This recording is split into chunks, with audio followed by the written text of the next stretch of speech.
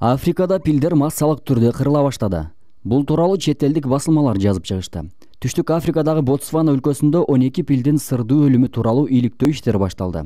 Мал доктурлары алардын кырылуусуна браконьерлер себеп болушу мүмкүн деген вариантты четке кагышууда. Анткени өлгөн пилдерге эч кандай кол салуу болгон эмес деген өлкөнүн туризм министрлигинин катчысы Одуц Кабото.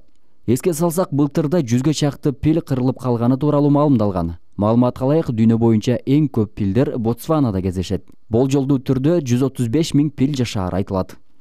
Нарындагы памирлик кыргыздар Ошко көчүрүлүп келинет. Бул тууралуу өкмөттүн Ош облусундагы ыйгарым укуктуу өкүлүнүн маалымат кызматынан кабарлашты.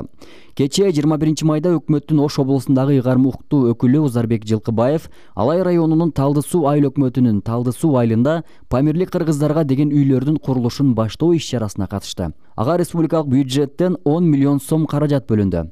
1,2 гектар аянтка 7 үй курулат. Аталган үйлөргө Нарын облусундагы памирлик кыргыздар көчүрүлүп келинет деп айтылат маалыматта. Эскерте кетсек, 2019 жылы Ооган аймагынан 11 үй бүлө көчүрүлүп келинген. Учурда алар Сары-Могол айыл аймагындагы мектептин имаратында жашашат. Тийиштүү тирилик техникасы шарттары менен камсыз болгон. Өкмөт тарабынан дагы памирден боордошторду көчүрүп келүү жана турак жай менен камсыздоо планы коюлган.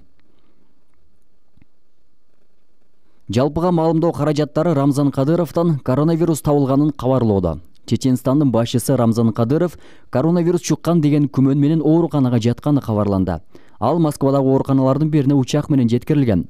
Бул тууралуу Интерфакс басылмасы жана База Телеграм каналы жазды.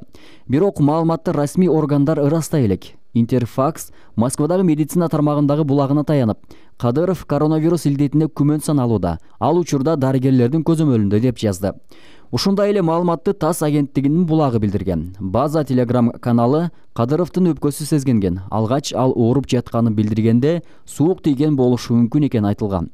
Бирок акыркы күндөрү абалы кескин начарлап кеткен. Бирок Грозный мамлекеттик телеканалынын директору, Чеченстандын башчысынын жардамчысы Ахмет Дудаев Кадыров ооруканага жатканын четке какты. Орусиядагы аймактардын ичине Чеченстанда карантиндик катаал чаралар киргизилген. Республикада коменданттык саат иштеп жатат. Бардык мекеме ишканалардын иши токтотулуп, аймакка кирип чыгууга тыюу салынган. Штабтын маалыматында Чеченстанда коронавирус илдети 1000ден ашык кишиден табылды.